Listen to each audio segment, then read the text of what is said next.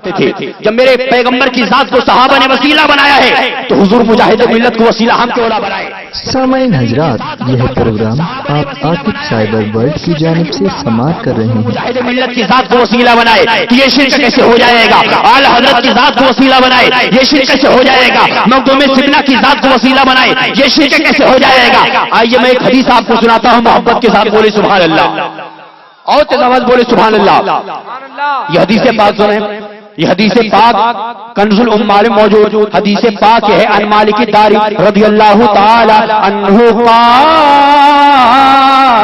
قال اصاب الناس قحط فی زمن عمر بن الخطاب رضی اللہ تعالی عنہ فجاء رجل هو بلال بن حارث المزنی صحابی الى قبر النبی صلی اللہ تعالی علیہ وسلم فاتى النبی صلی اللہ فقال یا رسول اللہ استسق اللہ لامتک فانهم قد هلكوا فاتى النبی صلی اللہ تعالی علیہ وسلم فی منامہ فقال یا ایھا الرجل ائتهم بنا فقراهم السلام واخبرهم انهم سيسقون۔ سبحان اللہ۔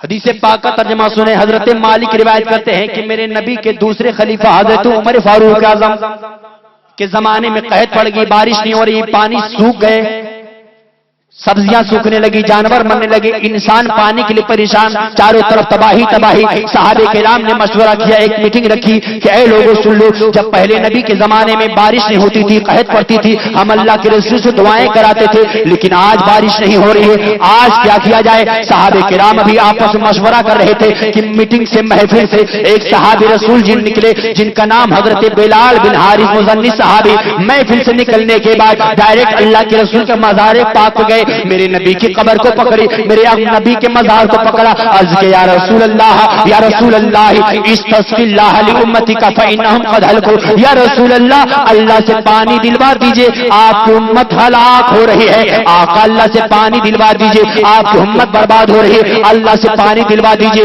آپ کی امت پریشان ہے۔ حضرات محترم، ابھی صحابی نبی کے آستانے پر پانی مانگ ہی رہے تھے کہ مانگتے ان کو نیند آ گئی، میرے آقا خواب میں تشریف لائے، میرے پیغمبر نے فرمایا اے میرے غلام اٹھ جا، پریشان نہ ہو، جا میرے عمر سے میرا سلام کہنا اور جا ساری دنیا کو پیغام سنا دے کہ اللہ پانی برسانے والا ہے۔ صحابی کی آنکھ کھلی، حضرت عمر کی بارگاہ میں گئے، کہا اے عمر آپ کو اللہ کے رسول نے سلام کہا ہے۔ حضرت بلال خوش ہوئے اور کہا کہ اے عمر فاروق اعظم، اللہ کے رسول نے یہ بشارت دی ہے کہ جاؤ ساری دنیا کو بتا دو کہ اللہ پانی برسانے والا ہے۔ حضرت عمر فرماتے ہیں اے لوگوں سن لو، جب میرے نبی نے خواب میں یہ بشارت دی ہے کہ اللہ پانی برسانے والا ہے تو اللہ پانی ضرور برسائے گا۔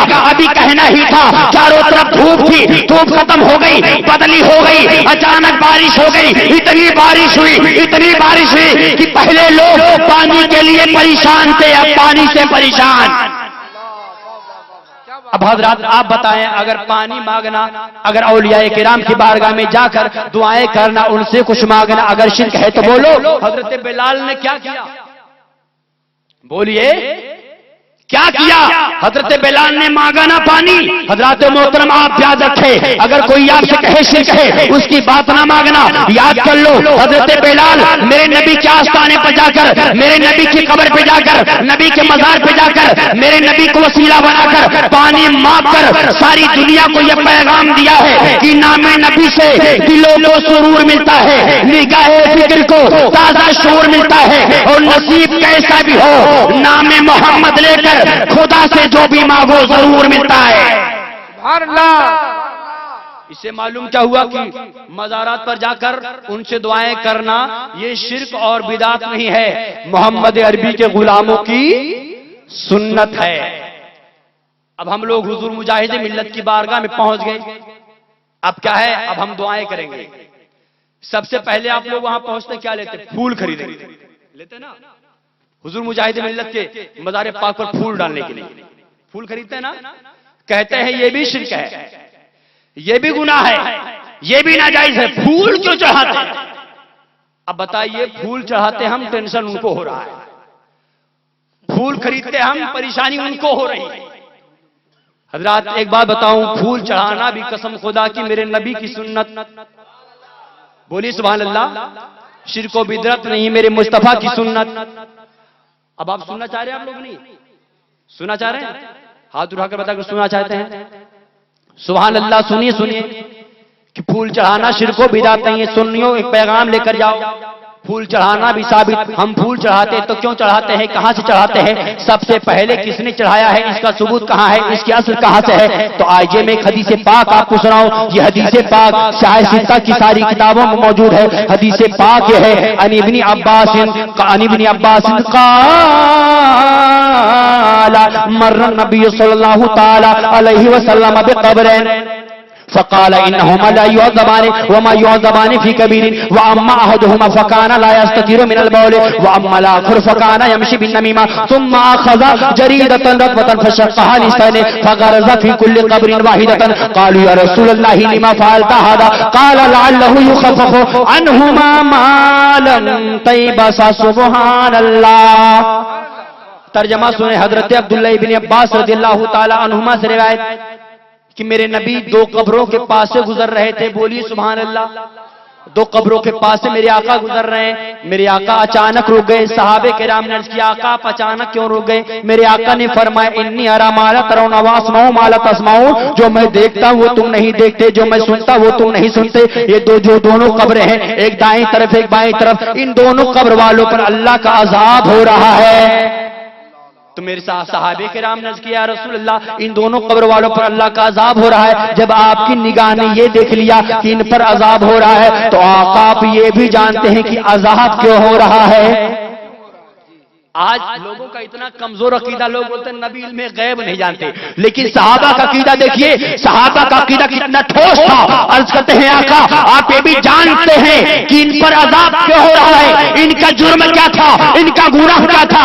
آقا نے فرمایا سنو, اس میں سے ایک وہ ہے جو پیشاب کرتا تھا تو استنجا نہیں کر صاف کرتا تھا, بے پانی نہیں لیتا تھا, ڈھیلا نہیں لیتا تھا, کپڑا نہیں لیتا تھا, ہمیشہ وہ گناہ ناپاک رہتا تھا, ہمیشہ آلودگی میں وہ ملوث رہتا تھا. اس لیے میرے آقا فرماتے ہیں اس انسان پر اللہ نے اپنا عذاب نازل فرما دیا ہے. حضرات محترم میرے آقا فرماتے دوسرا وہ ہے جو ہمیشہ چغل خوری کیا کرتا تھا, ہمیشہ غیبت کرتا تھا, ہمیشہ لڑاتا تھا, ہمیشہ جھگڑا کراتا تھا. اس لیے اللہ تعالیٰ نے اس پر اپنا عذاب نازل کر دیا ہے. صحابہ کرام نے عرض کیا یا رسول اللہ آپ تو رحمت للعالمین ہے, آپ ساری دنیا پہ رحم کرتے ہیں, کرم فرماتے ہیں, تو میرے آقا ان لوگوں پر بھی کرم فرما دیجئے. تو میرے آقا نے فرمایا ہاں کرم کروں گا, جاؤ ہری ٹہنی توڑ کر لاؤ. صحابی وہاں سے گئے, ہری ٹہنی توڑ کر لائے, میرے آقا کو دیا. میرے پیغمبر نے ہری ٹہنی کو دو ٹکڑے کیا, ایک ٹکڑا اس قبر پہ گاڑ دیا, دوسرا ٹکڑا اس قبر پہ گاڑ دیا. میرے آقا فرماتے ہیں لعلہ یخفف عنہما ما لم تیبسا. میرے آقا ارشاد فرماتے ہیں اے میرے صحابہ سن لو, یہ ٹہنی جب تک ہری رہے گی اللہ ان پر اپنا عذاب کم فرما دے گا. حضرات محترم یہی حدیث ہے اصل جو ہم پھول چڑھاتے ہیں. میرے پیغمبر نے ہری چیز گاڑ کر میرے آقا نے یہ ثابت کر دیا ہے کہ مزاروں کے اوپر پھول ڈالنا یہ شرک و بدعت نہیں ہے, محمد عربی کی سنت ہے. حضرات جب شاعر کہتا ہے کہ سر پہ طیبہ کی دھول لگتے ہیں, دل میں عشق رسول لگتے ہیں, اور اپنے ایمان کی تازگی کے لیے ہم مزاروں پہ پھول رکھتے ہیں. تو مزاروں پہ پھول ڈالنا بھی گناہ نہیں ہے بلکہ میرے آقا کی, بولیے میرے آقا کی سنت ہے. اور حضرات پھر اس کے بعد ہم کیا کرتے ہیں؟ اس کے بعد ہم جاتے ہیں مزار شریف پر فاتحہ دینے کے لیے, ہے نا. تو آپ کے اوپر فاتحہ پر بھی اعتراض ٹھونکتے ہیں کہ یہ میاں لوگ فاتحہ کیوں کرتے ہیں, کیا فاتحہ پہنچ جاتی ہے, ان کو مل جاتا ہے جو فاتحہ کرتے ہیں؟ یہ فاتحہ ناجائز ہے, حرام ہے. اور سب سے پہلے بات آپ کو بتاؤں, فاتحہ کا بہت فائدہ ہے, بہت فائدہ ہے. جانتے ہیں ایک فائدہ سب سے پہلے بتاؤں, ایک دکان پر 1 کلو برفی بچی تھی, ایک سنی پہنچ گیا وہ برفی خریدنے کے لیے, اور 12 جماعتی پہنچ گئے, اور برفی 1 کلو بچی تھی. ان لوگوں نے کہا برفی ہم لے کر جائیں گے, سنی نے کہا ہم لے کر جائیں گے. سنی نے کہا میں پہلے آیا ہوں, میں لے کر جاؤں گا. تو جماعتیوں نے کہا ہم 12 لوگ ہیں, ہم لے کر جائیں گے, تم نہیں لے کر جا پاؤ گے. سنی نے کہا ہم لے کر جائیں گے, تم ہمیں روک نہیں پاؤ گے. ان لوگوں نے کہا ہم 12 ہے, زیادہ اکڑو گے تو ہم 12 اور بلا کر 24 ہو جائیں گے, تو ہم کو نہیں روک پاؤ گے. سنی نے کہا قسم خدا کی غوث اعظم کا دیوانہ ہوں, مجاہد ملت کے آنے والوں نہیں روک پاؤ گے. ان لوگوں نے کہا روک لو. ان لوگوں نے کہا لے کر جاؤ. سنی نے کہا بھی لے کر جاتا. اس نے شروع کر دیا. پیسہ چونکہ وہ پہلے دے چکا تھا, برفی لے چکا تھا, لیکن یہ لوگ اکڑ رہے تھے, زبردستی کر رہے تھے. اس نے شروع کر دیا, اب تم مجھے نہیں روک سکتے. 3 بار وہی کھڑے کھڑے